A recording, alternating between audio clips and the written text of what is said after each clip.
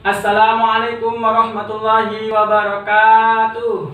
Waalaikumsalam warahmatullahi wabarakatuh. Alhamdulillah, Pak Guru masuk lagi ke kelas ini ya. Seperti biasa, sebelum mengawali mata pelajaran pada pagi hari ini, Pak Guru coba dulu semangatnya seperti minggu yang lalu. Ketika Pak Guru mengucapkan apa kabar hari ini anak-anak, maka kalian menjawab Alhamdulillah, luar biasa, Allahu Akbar, gitu ya. Iya Pak. Ya, Pak Guru coba dulu. Apa kabar anak-anak? Alhamdulillah, luar biasa, Allahu Akbar. Oke, semoga kita selalu bersemangat dalam menimba ilmu supaya kelancaran kita dalam menikmati hidup di muka bumi ini. Nah, sebelum memulai pelajaran pada pagi hari ini, Pak Guru minta agar ketua kelas memimpin doanya terlebih dahulu. Agar pelajaran yang akan kita lakukan hari ini mendapat ilmu yang bermanfaat, marilah kita tundukkan kepala kita, berdoa, dimulai. Selesai. Alhamdulillah. Sebelum dimulai, Bapak absen terlebih dahulu ya. Ulil. Ada Pak. Rohman. Dah ada Pak. Kemana Rohman? Dah masuk sakit. Oh iya, semoga cepat sembuh ya. Iya Pak. Anissa. Ada Pak. Lisa. Ada Pak. Nur. Saya Pak. Ya, Alhamdulillah pada pagi hari ini hanya satu yang tidak masuk. Kita doakan teman kita yang tidak masuk ini agar cepat sembuh, agar bisa kembali beraktivitas bersama kita lagi. Ya, pertemuan pada minggu kemarin masih ingat apa yang dibahas, apa yang kita bahas? Tulang Pak. Ya, tulang. Pertemuan kemarin kita membahas tulang karena pada sistem gerak pada manusia itu ada 3 komponen yang berperan.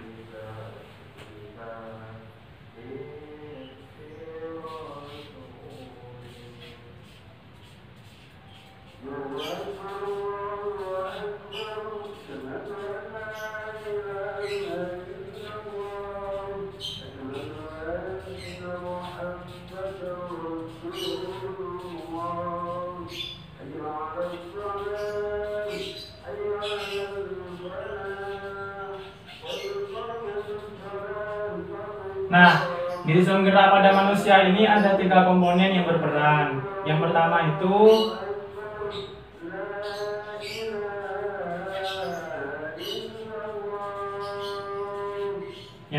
tulang. Yang kedua di sini adalah sendi.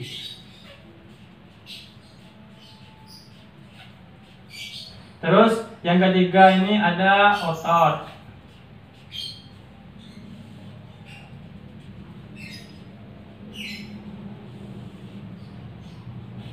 Nah, minggu kemarin kita sudah membahas tentang tulang. Nah, dari tulang itu ketika kita masih berada dalam kandungan, nah, tulang itu tersusun dari kartilago, yaitu sehingga tulang itu dinamakan menjadi tulang rawan.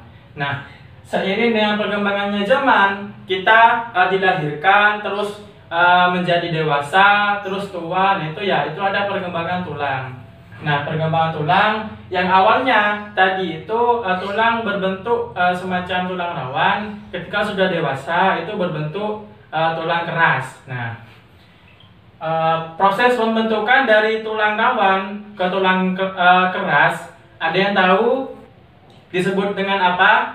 Saya Pak. Ya, Ulil. Osifikasi Pak, atau penulangan. Ya, benar. Ketika kita masih dalam kandungan itu masih berbentuk tulang rawan. Nah, proses dari tulang rawan itu menjadi tulang keras karena kita ketika menjadi manusia, apalagi sudah dewasa, nah tulang yang ada pada tubuh kita itu termasuk tulang keras. Nah, proses dari tulang rawan menjadi tulang keras itu disebut osifikasi. Betul tadi Ulil yang menjawab. Osifikasi atau penulangan, istilahnya itu osifikasi atau penulangan. Osifikasi ini adalah proses di mana bertambahnya atau berkembangnya tulang dari tulang rawan menjadi tulang keras, itu ya. Iya Pak. Bisa dipahami ya, pelajaran kita yang kemarin membahas tentang tulang. Iya Pak. Ya, alhamdulillah. Karena sudah bisa dipahami, kita lanjut pada pertemuan hari ini. Nah, ketika sudah dilahirkan, di sini kan tulang termasuk ke dalam tulang keras. Intinya di situ tidak bisa dibelokkan atau tidak bisa dipatahkan. Nah, lalu bagaimana ketika kita menjadi manusia kok bisa bergerak? Kan tadi tulang menjadi tulang keras kok bisa bergerak gitu ya? Ada yang berpikir seperti itu? Iya Pak. Nah, coba sekarang biarlah ngantuk. Pak Guru mengajak kalian untuk berdiri dulu dari bangkunya. Berdiri dulu ya. Sudah berdiri semua? Iya Pak. Nah, karena sudah berdiri semua, coba kalian bergerak dengan suka hati kalian, entah dengan tangan atau dengan kaki atau dengan kepala. Sudah? Iya Pak. Nah, itu kan kenapa kok kalian bisa bergerak dengan suka hati kalian, padahal tulang di situ termasuk tulang keras. Ada yang bisa menjawab? Ya, sebelum itu bisa duduk kembali. Nah, alhamdulillah kita sambil refreshing terlebih dahulu ya. Nah, di sini tadi kan Pak Guru nyuruh kalian untuk berdiri dan bergerak suka hati. Nah, kenapa suka hati? Karena memang kita bisa beraktivitas dengan suka hati. Di dalam tulang, kenapa tulang itu bisa bergerak suka hati dalam keadaan keras? Karena dalam tubuh kita antara tulang satu dengan tulang yang lainnya itu ada yang menghubungkan, yaitu persendian. Nah, sekarang kita masuk ke materi sendi. Sendi ini adalah penghubung antara tulang satu dengan tulang lain. Itu ya. Jadi mengapa ketika kita bergerak suka hati itu bisa bergerak? Karena memang dari tulang itu ada sendi yang menghubungkan. Seperti itu ya. Bisa dimengerti? Iya Pak. Nah, dari sendi ini ada sifat gerak sendi,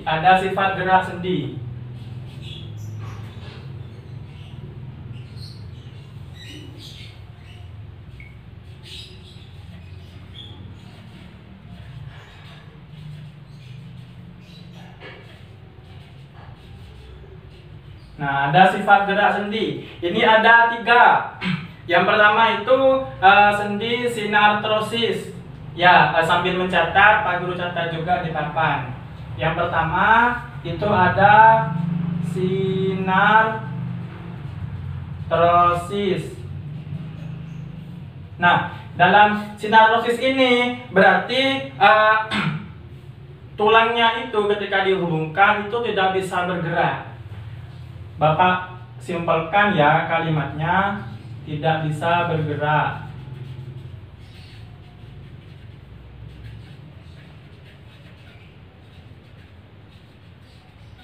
Contoh dari sinartrosis ini sendiri yaitu tulang pada tengkorak. Pada tengkorak di sini itu ada tulang yang dihubungkan oleh sendi, namun dia itu tidak bisa bergerak.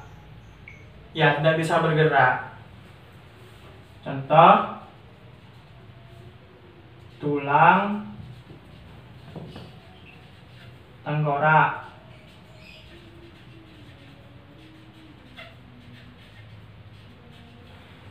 Nah, yang kedua Yang kedua, di sini ada amfiartrosis.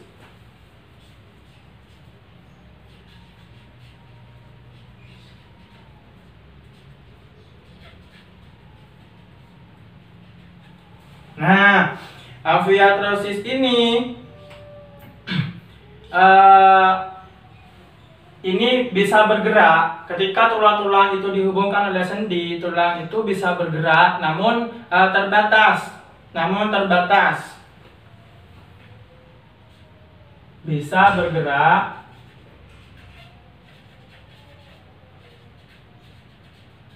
namun terbatas.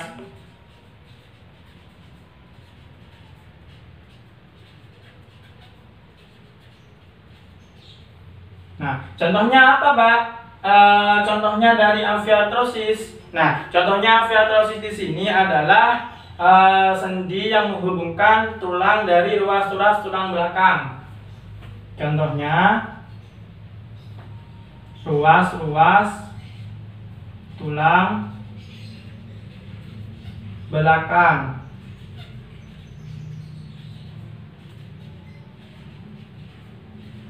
Nah, itu kalau amfiartrosis. Nah, dari sifat gerak sendi ini yang terakhir itu ada diartrosis.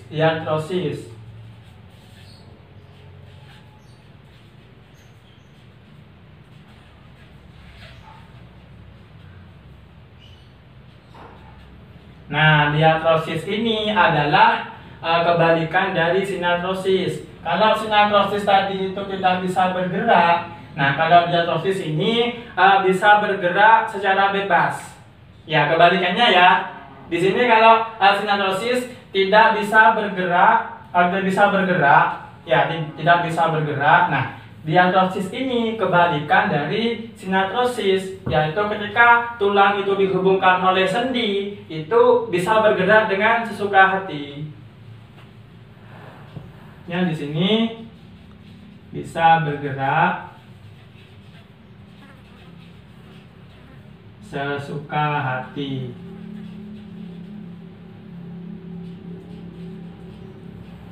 Nah, ketika ditanyakan apa Pak contohnya diartrosis itu, nah contohnya itu banyak. Di sini ada klasifikasinya ketika kita bicara tentang diartrosis.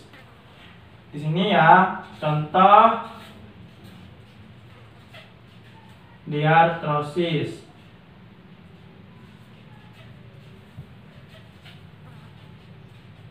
Nah, contoh yang pertama itu adalah sendi peluru.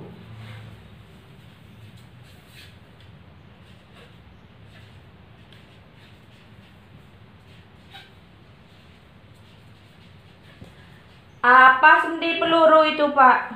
Ya, tadi ada temennya yang bertanya. Terima kasih Lisa. Di sini Nalisa bertanya apa sendi peluru itu. Ada yang bisa membantu Bapak di sini? Ya, di sini kenapa bisa dinamakan sendi peluru? Karena di sini sendi peluru ini menghubungkan antara tulang yang dibentuk semacam mangkok dan yang satunya itu dibentuk bulat seperti peluru. Jadi di sini tulang yang disambungkan oleh sendi ini adalah tulang berbentuk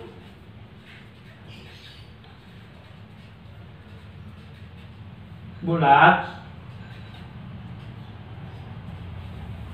di ujung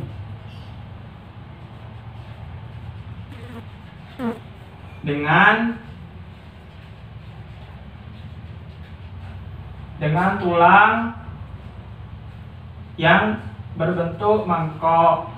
Nah, itu yang dinamakan sendi peluru. Nah, contohnya dari sendi peluru ini di sini adalah di sini antara tulang dengan atas dan tulang belikat. Ya, tulang dengan atas dan tulang belikat. Itu contohnya dari sendi peluru. Itu contohnya dari sendi peluru. Nah, yang kedua Yang kedua di sini adalah sendi engsel.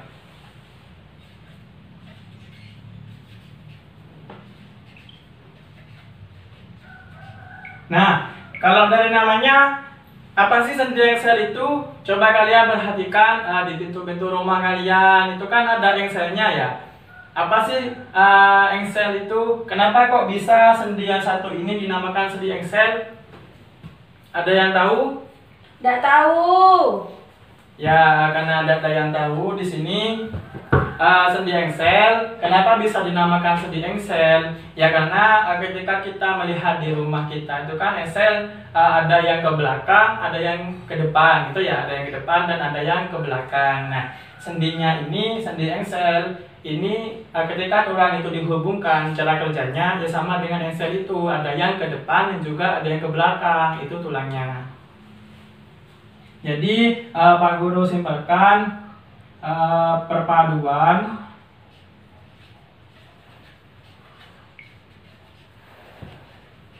tulang yang kerjanya, yang bekerja satu ke depan, satu ke belakang. Nah, contohnya dari sendi engsel ini sendiri adalah di sini, di siku dan juga di lutut. Di siku di sini, ini kan ada tulang hasta. Nah, di sini ada dua tulang. Nah, di sini kerjanya yaitu sendi engsel, karena yang satu ke depan, yang satu ke belakang. Juga ke lutut di sini.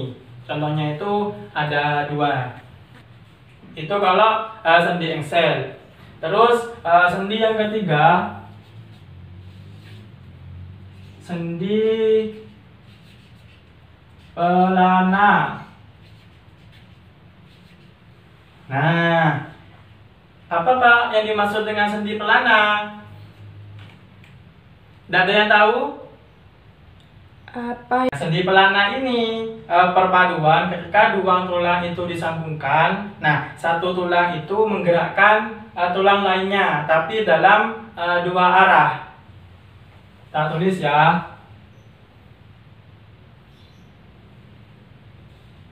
Satu tulang menggerakkan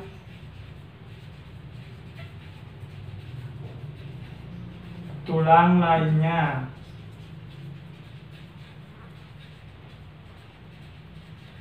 Yang mana ini terjadi kedua arah. Dua arah yang dimaksud di sini adalah depan belakang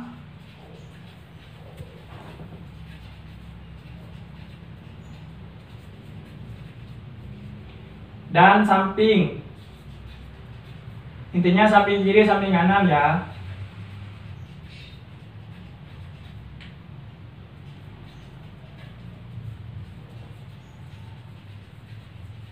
Nah, itu kalau sendi pelana. Apa Pak contohnya kalau sendi pelana? Nah, contoh kalau sendi pelana di sini adalah ibu jari kalian.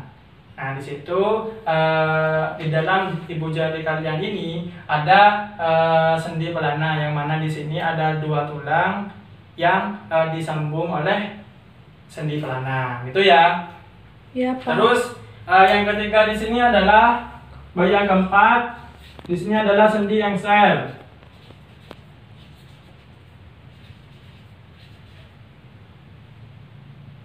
Sendi engsel tadi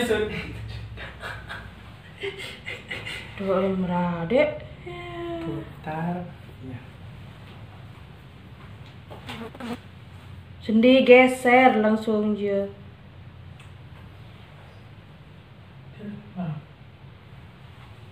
Ya, yang keempat di sini adalah sendi geser. Nah, ini adalah macam-macam sendi diatotis yang keempat, yaitu sendi geser.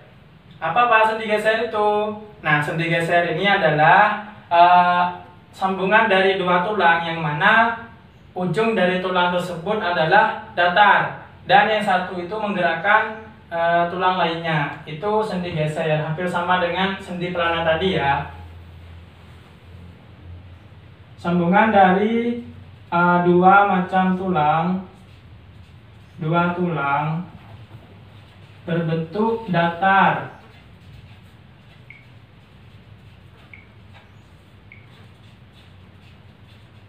Yang mana tulang satu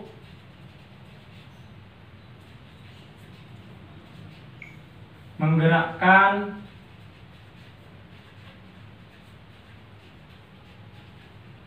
tulang lainnya.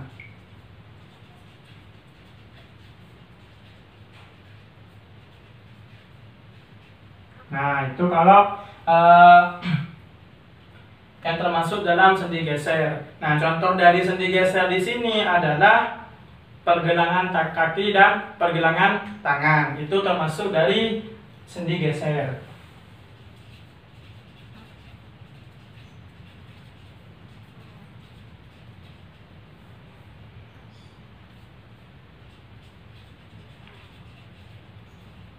Nah, sampai di sini bisa dipahami ya penjelasan dari Bapak Guru? Iya, bisa.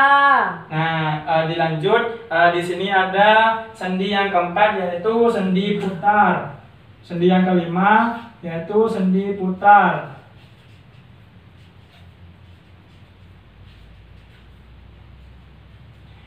Apa Bapak kok bisa dinamakan sendi putar? Nah, karena di sini kenapa dinamakan sendi putar? Karena di sini tersambungnya dua tulang, yang mana tulang satu itu berbentuk cincin, dan tulang satunya itu berbentuk bulat, sehingga ketika coba kita bayangkan sekarang, ketika ada benda bulat dan ada cincin, di situ masukkan benda bulat di tengah-tengah cincin, itu kan yang berbentuk cincin itu bisa diputar. Nah, di sini persamaan tadi itu dengan sendi putar. Ada tulang yang semacam berbentuk cincin, satu tulang berbentuk cincin.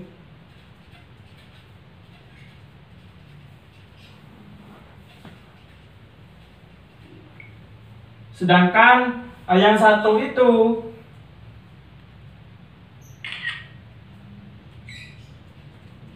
tulang lainnya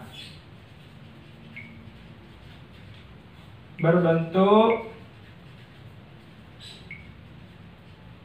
bulat. Nah, tulang yang berbentuk cincin itu mengelilingi tulang bulat, sehingga tulang bulat ini menjadi poros. Tulang bulat ini menjadi poros dan dikelilingi oleh tulang yang berbentuk cincin, sehingga perputaran tulang yang berbentuk cincin itu dinamakan sendi putar, karena di situ yang berbentuk cincin itu berputar dan yang satu menjadi poros. Itu kenapa bisa sendi ini dinamakan dengan sendi putar. Nah, begitu ya. Nah, dari kelima macam sendi ini apakah bisa dipahami? Bisa. Ya, alhamdulillah. Karena bisa dipahami, untuk selanjutnya Bapak Guru di sini ada tugas untuk kalian. Silakan nanti silakan sekarang bagi dengan jumlah kelas di sini dibagi menjadi 6 kelompok, karena di sini ada 6 gambar, bagi dengan sejumlah 6 kelompok. Sudah dibagi ya, nanti dibagi. Nah, Bapak Guru jelaskan terlebih dahulu di sini cara kerja tugasnya. Nah, di sini ada anak kecil sedang melakukan gerakan sholat. Nah, di sini yang pertama ada takbiratul ihram, terus yang kedua di sini ada berdiri tegak, dan yang ketiga di sini ada ruku, yang keempat di sini ada sujud, yang kelima di sini ada tasyahud akhir, terus yang keenam di sini ada salam. Seperti itu ya. Nah, jadi nanti kelompok 1 nanti menuliskan di papan di nomor 1 di sini sendi apa saja yang berperan dalam takbiratul ihram. Intinya ketika seorang itu melakukan takbiratul ihram, itu sendi apa saja yang berperan, seperti itu ya. Nah, lanjut untuk yang kedua, ketiga, dan seterusnya. Jadi yang kedua di sini berdiskusi tentang sendi apa saja yang berperan dalam sikap tegak. Itu ya. Lanjut yang ketiga, di sini memperoleh tugas untuk berdiskusi tentang ruku. Dan yang keempat, kelompok 4 di sini tentang sujud, kelompok 5 di sini tentang duduk tasyahud, terus yang keenam dan terakhir di sini tentang salam. Nah, silakan dari sekarang karena sudah dibentuk kelompoknya menjadi 6 kelompok dan di sini sudah ada 6 nomor untuk masing-masing kelompok dikerjakan. Pak Guru kasih waktu 15 menit dari sekarang. Ya, alhamdulillah di sini tadi per kelompok sudah maju ke depan dan menuliskan di sini sendi apa saja yang berperan dalam gerakan sholat, tergantung pada tugas-tugas pada masing-masing kelompok. Nah, di sini Pak Guru bahas ya. Di sini kelompok 1 tentang takbiratul ihram. Di situ ada sendi geser, sendi peluru, sendi engsel, dan sendi engsel. Nah ya, kelompok 1 di sini benar. Kelompok 2 di sini tentang berdiri tegak. Di sini ada sendi engsel. Nah, di sini ada sendi pelana, ada sendi geser, ada sendi engsel di lutut. Ya, kelompok 2 di sini juga pintar. Nah, kelompok 3 di sini tentang ruku. Di sini ada sendi peluru, sendi engsel, sendi geser, sendi pelana. Ya, benar ya.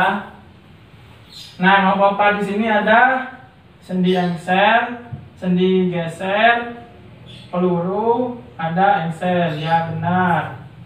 Kelompok 5 ada sendi engsel, sendi pelana, sendi geser. Ya, benar. Nah, kelompok 6 di sini ada sendi putar.